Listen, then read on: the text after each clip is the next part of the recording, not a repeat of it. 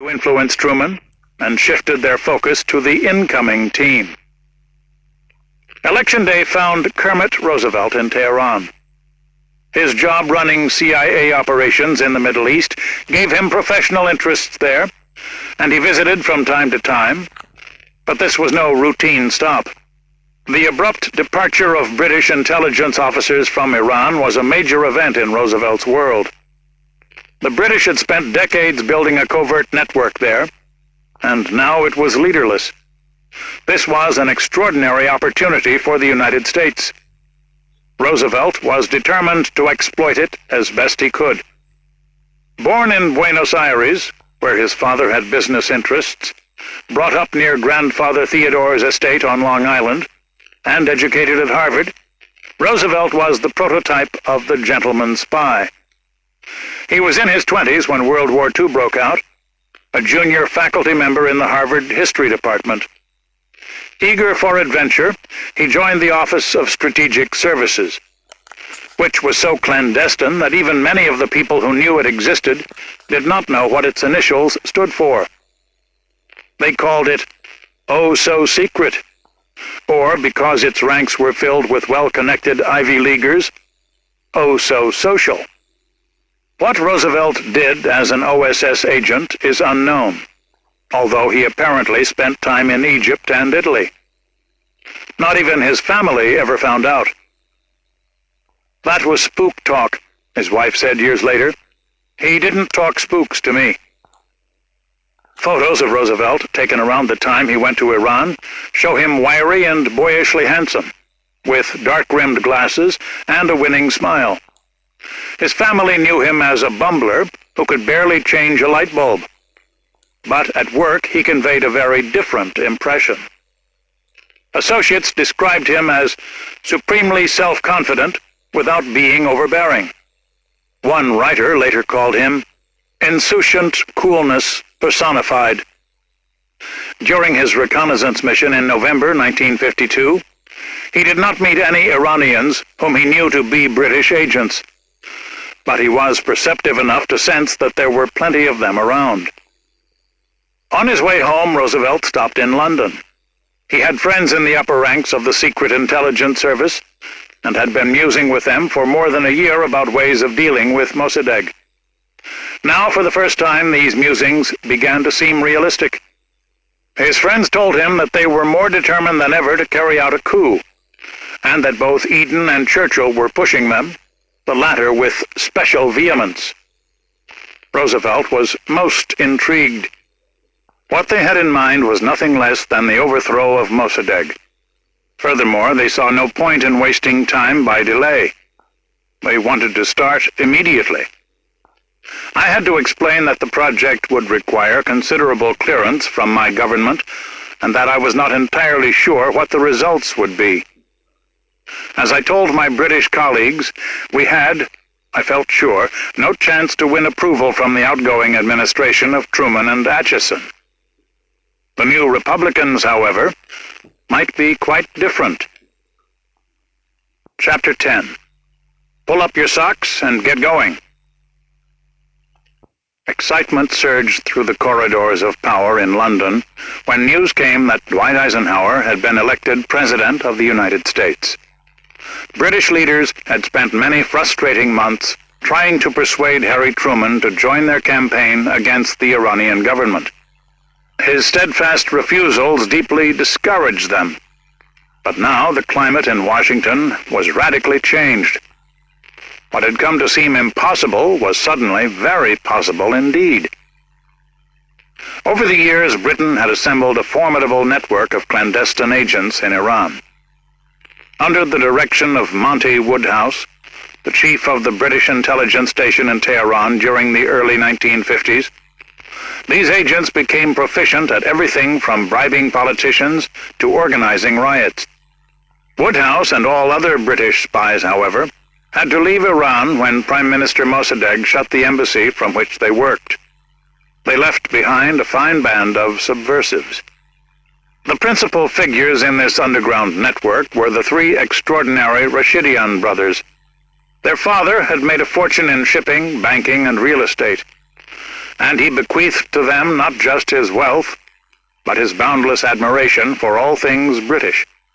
Beginning in the early 1950s, the Secret Intelligence Service paid them £10,000 each month, the equivalent of $28,000, a staggering sum by Iranian standards, to suborn Iranians in what the CIA called such fields as the armed forces, the Majlis, Iranian parliament, religious leaders, the press, street gangs, politicians, and other influential figures. Seyfullah, the eldest and a musician and philosopher, was the brains of the triumvirate and a superb conversationalist and host. One historian wrote about the brothers. He was a student of history and liked to quote Machiavelli. Asadollah was the organizer, political activist, and confidant of the Shah, while Kodratollah was the businessman and entrepreneur. Directors of the Secret Intelligence Service were pained to think that such outstanding agents were going to waste in Iran when there was such urgent business to be done there. Eisenhower's election gave them hope that the Americans would pick up where they had been forced to leave off. Kermit Roosevelt encouraged them further during his visit to London. So eager were they to resume their plotting that they could not even wait for Eisenhower to take office. In mid-November of 1952, less than 2 weeks after the election, they sent Woodhouse to Washington. Woodhouse met with his CIA counterparts and with men who would take important posts in the Eisenhower administration. Since he had no love for the Anglo-Iranian Oil Company, he considered its directors stupid, boring, pig-headed, and tiresome, and since he knew that American officials didn't care much about its troubles anyway, he shaped his appeal around the rhetoric of anti-communism.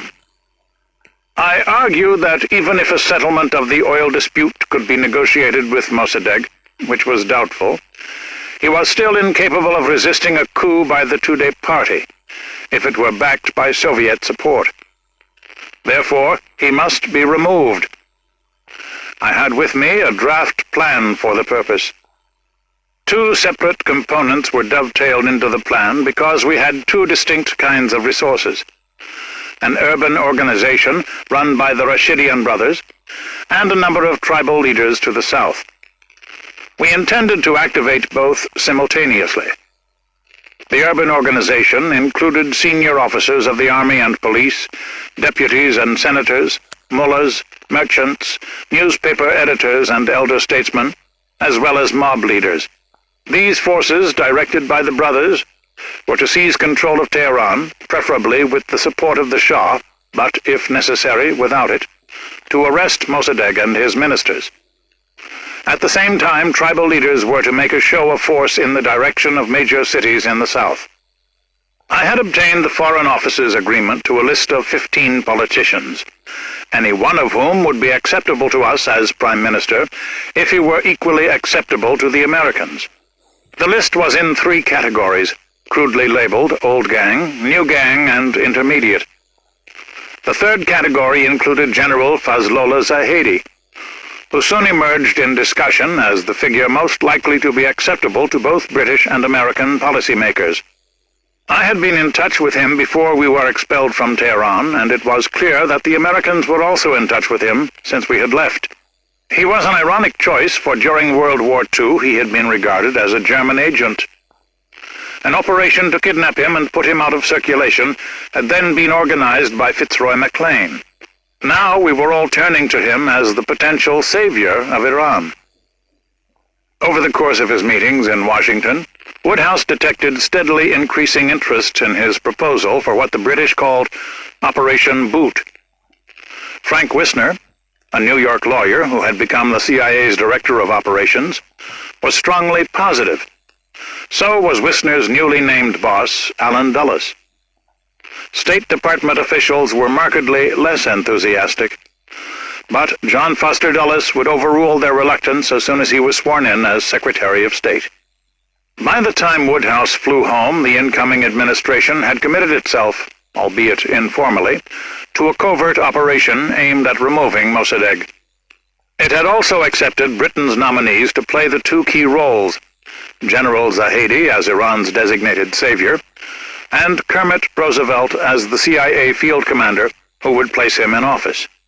A plan would be ready soon after Eisenhower took office. John Foster Dulles and Allen Dulles would win his approval, and then do the deed. The Dulles brothers, whose work was vital to the success of Operation Ajax, were unique in American history. Never before or since have siblings run the overt and covert sides of United States foreign policy simultaneously. During their terms as Secretary of State and Director of Central Intelligence, they worked in near-perfect harmony to achieve their common goals. Among the first and most urgent was Mossadegh's overthrow. Foster and Ali, as the brothers were known, were born into privilege. Their grandfather, John Watson Foster, was Secretary of State when they were children, and he often allowed them to meet his guests and eavesdrop on their meetings. During the era of McKinley and Theodore Roosevelt, they spent many formative hours in Washington salons and acquired an easy familiarity with the ways of power. Ali, who from childhood displayed what his biographer called an insatiable curiosity about the people around him, took secret notes on what he heard. Both brothers attended Princeton and did well, with Foster, the elder by 5 years, graduating first in his class. Although they were always close, they had quite different personalities. Ali was affable and easygoing.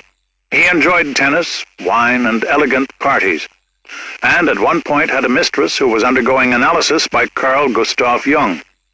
Foster was stern and gruff, known for opening and closing meetings with grunts instead of expressions of welcome or thanks. It was said that even his friends didn't like him much. By the time the brothers had both graduated from Princeton, one of their uncles, Robert Lansing, was Woodrow Wilson's Secretary of State. Partly as a result of his influence, they both pursued interests in world affairs. Ali joined the State Department when World War I broke out. He was sent to Bern, which as the capital of neutral Switzerland was a center of émigré life, and then to Berlin and Istanbul, also hotbeds of intrigue. At each post he plunged eagerly into intelligence work. He proved himself highly adept at recruiting informers, debriefing travelers, observing military movements, and assessing the strengths and weaknesses of foreign governments. While Ali was learning the espionage business, Foster launched his legal career in New York. After he graduated from law school, his grandfather arranged an interview for him at the legendary firm of Sullivan and Cromwell. He was hired as a junior clerk and soon found himself working with one of the most quietly influential groups of men in the world. Sullivan and Cromwell was no ordinary law firm, but a center of international business and finance. Its lawyers were brokers among kings, presidents, and plutocrats, and its clients included many of the world's most important banks and business cartels. Foster dealt directly with many of them, including J.P. Morgan and Company, the International Nickel Company, and the Cuban Sugarcane Corporation. He distinguished himself as a maker of high-level deals and an expert in international finance. When the firm's managing partner died in 1926, Foster was given the job.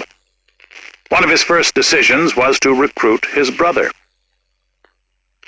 Allen Dulles was fresh out of law school and had not even been admitted to the bar, but his unusual skills and wide range of contacts made him a great asset to Sullivan and Cromwell, which advertised itself as having unusual and diversified means of obtaining information. In effect, he was an intelligence officer for hire. He enjoyed his work, but longed for more excitement. When World War II broke out, he, like Kermit Roosevelt, joined the OSS. He was posted in Europe, where he studied the Nazi intelligence system and worked to penetrate and undermine it. Foster spent the war years at home, making speeches and publishing articles warning of the threat that Soviet expansionism posed to the accumulated civilization of these centuries. He became a leading figure in Republican politics. In 1948, he served as the foreign policy advisor to the Republican presidential candidate, Governor Thomas Dewey of New York. Many assumed that he would become Secretary of State when Dewey won. But after Dewey's surprising loss to Truman, he had to return to his law practice and bide his time. Allen, who rejoined the firm after the war, had dreamed of becoming Dewey's ambassador to France. But that plan, too, was spoiled by the election result. The Dulles brothers developed a special interest in Iran. Foster always mentioned Iran when he spoke or wrote about countries he believed might soon fall to communism. Allen visited Tehran in 1949 on behalf of a Sullivan and Cromwell client, an engineering firm looking for construction contracts. His trip gave him a chance to observe both the 29-year-old Shah, whom his wife called the Gloomy Prince, and the fiery opposition leader, Mohammad Mossadegh. Later that year, when the Shah visited New York, Allen arranged a small private dinner for him and 100 members of the Council on Foreign Relations. In 1947, the wartime OSS was transformed into the Central Intelligence Agency. Allen Dulles had many friends in the new agency, and at their request, he wrote a series of secret reports urging it to launch a worldwide program of covert psychological warfare, clandestine political activity, sabotage, and guerrilla activity. Soon after Truman chose General Walter Beadle Smith as the Director of Central Intelligence, Smith brought Dulles into the agency, first as a consultant and then as Deputy Director. Allen Dulles was one of the country's most ambitious intelligence experts. John Foster Dulles had become widely known as a world-class international lawyer who moved easily in elite Republican circles. Both reached the pinnacle of power when Eisenhower took office. Beadle Smith stayed with them, moving from the CIA to become Undersecretary of State. Smith had been Eisenhower's chief of staff during the war and remained one of his most trusted friends. In his new position, he was ideally placed to assure that the CIA, the State Department, and the White House would work seamlessly on sensitive projects like the coup against Mossadegh. On a cold day shortly before Eisenhower's inauguration, Smith summoned Kermit Roosevelt for a gruff conversation about Iran. Smith had supported the idea of a coup during the Truman administration, but his superiors overruled him. Now he was eager to proceed. It had been 2 months since Woodhouse's visit to Washington, and Smith was losing patience. "When are those blanking British coming to talk to us?" Smith demanded. "And when is our goddamn operation going to get underway?" Roosevelt assured him that everyone was ready, but it would be unseemly to move before Eisenhower was inaugurated. "Pull up your socks and get going," Smith told him. "You won't have any trouble in London. They'll jump at anything we propose. And I'm sure you can come up with something sensible enough for Foster to okay. Ike will agree." Eisenhower was inaugurated on January 20th, 1953. Days later, the American ambassador in Tehran, Loy Henderson, began contacting Iranians he thought might be interested in working to overthrow Mossadegh. Like his new bosses in Washington, Henderson had given up hope for a compromise. In one cable to Washington, he described Mossadegh as lacking in stability, clearly dominated by emotions and prejudices, and not quite sane. In another, he asserted that the National Front was composed of the street rabble, the extreme left, extreme Iranian nationalists, some, but not all of the more fanatical religious leaders, and intellectual leftists, including many who had been educated abroad and did not realize that Iran was not ready for democracy. He and George Middleton, his British counterpart, took the extraordinary step of composing a joint message to their home offices, expressing their shared conclusion that the longer Mossadegh remained in power, the likelier it was that Iran would fall to communism.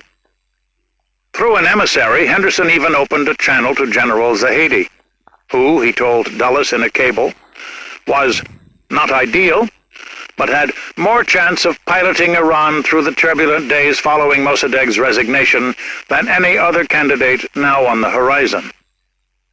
Zahedi had assured Henderson that if he reached power, he would take a strong stand toward the communists. He added, however, that it would be impossible for Iranians to remove the present government by their own efforts. Henderson sent a cable to Washington endorsing this view. It was received with great enthusiasm, so much so that Beadle Smith gave it to Eisenhower with a cover note calling it very accurate. Smith also sent a reply to Henderson telling him that the United States had decided it could no longer approve of the Mossadegh government and would prefer a successor government. He sent copies of his cable to CIA headquarters in Washington and to the CIA station in Iran. It amounted to a formal, though secret, declaration of war on Mossadegh. Only one important figure in the Eisenhower administration still hoped for compromise with Mossadegh: President Eisenhower himself. 2 weeks before his inauguration, he met with Churchill in New York and did not seem at all interested when Churchill mentioned Iran. In fact, he complained that Britain's efforts to involve the United States in its Iranian troubles had done nothing but get Mossadegh to accuse us of being a partner in browbeating a weak nation. Churchill was wise enough not to press his case at that moment. He knew that planning for a coup was already well underway, and that the Dulles brothers were on his side. In February, he dispatched C, the chief of British intelligence, Sir John Sinclair, to Washington to convey the intensity of his interest. While Sinclair was in Washington, Iranian tribal leaders who were on the British payroll, working with General Zahedi, launched a short-lived uprising in the southern provinces. Mossadegh suspected the Shah was involved and suggested that he consider leaving Iran until passions cooled. By all accounts, including his own, the Shah was more than willing to go. Minister of Court Hussein Allah described him as being in an almost hysterical state and on the brink of a complete nervous breakdown and irrational action. Mossadegh's foreign-sponsored enemies, however, cleverly turned news of the Shah's planned trip to their advantage. In sermons, street corner speeches, and newspaper articles, they charged that Mossadegh was forcing the Shah to leave against his will, and that his next step would certainly be to abolish the monarchy. They organized a mob to converge on Mossadegh's house on the night of February 28th. And as the crowd swelled in size, a jeep carrying an army colonel and one of the most colorful gang leaders in Tehran, Shaban the Brainless Jafari, smashed through the front gate. Mossadegh, in his pajamas, was forced to flee over his back garden wall. A British diplomat cabled home that the mob was certainly organized by Kashani and was not a spontaneous expression of a loyalty deep-seated